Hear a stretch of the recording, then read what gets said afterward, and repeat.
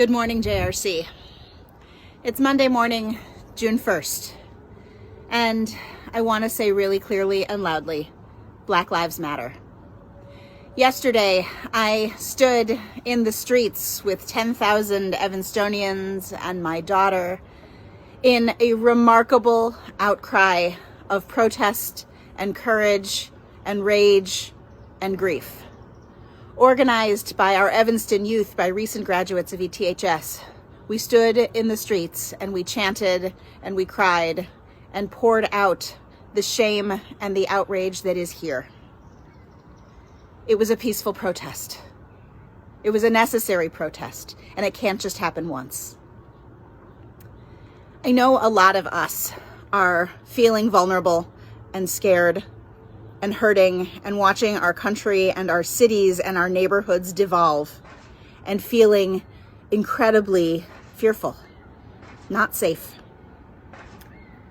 I want us to just focus for a moment on the members of JRC who are Black and brown and whose children are Black and brown, and to realize that the notion of safety means something really different right now, and that fear of white supremacy and violence and aggression is more than just watching stores being looted and burning on TV. And it's more about a daily fear of what will happen to them, to their person. We want to be safe. We want to be safe from COVID-19. We want to be safe from violence. We want to be safe from riots and looting. But as we talked about on the high holidays, safe spaces don't really exist right now. There are spaces that are braver, and there are spaces that are hopeful. There are spaces that are dangerous. There are spaces that are violent. There are spaces that are unknown. There are spaces that feel oblivious right now, and often many of those spaces exist together in the same space. So what can we do? The Reverend Dr. Martin Luther King Jr. said, "Rioting is the language of the unheard." And what has America not heard? We have not heard the cries of freedom and justice and peace that have gone unmet for all of those who have Black and brown skin in this country. We as Jews also know, many of us as queer people also know, many of us people of color also know, many of those of us who are poor also know that these kinds of injustices rattle us to our very core and make us question our own safety and our own hopefulness. So what do we do? It's not easy.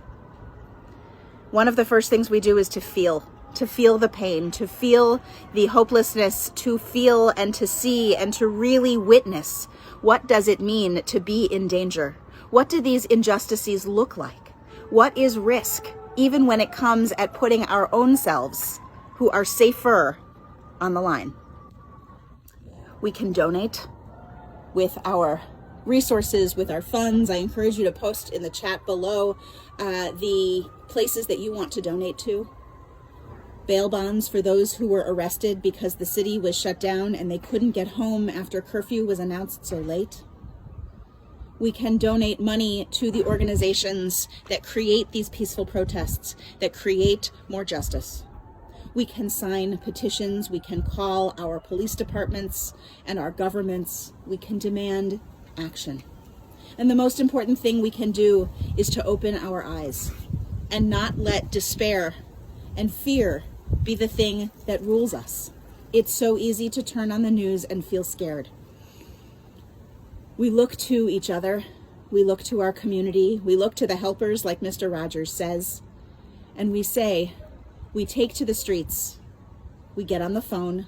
We reach out to one another. We call our Black and brown friends and say, I am thinking about you, and I'm standing with you, and I am supporting you.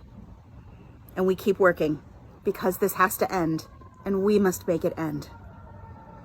If there were all magical words and spells that we could say, which we don't have in Judaism, to make it all go away and make us all feel safe, believe me, I'd be the first one to chant it. But instead we say, Ufros aleinu sukat shlomecha, Spread over us the shelter of your peace, and we must be the ones to build that shelter.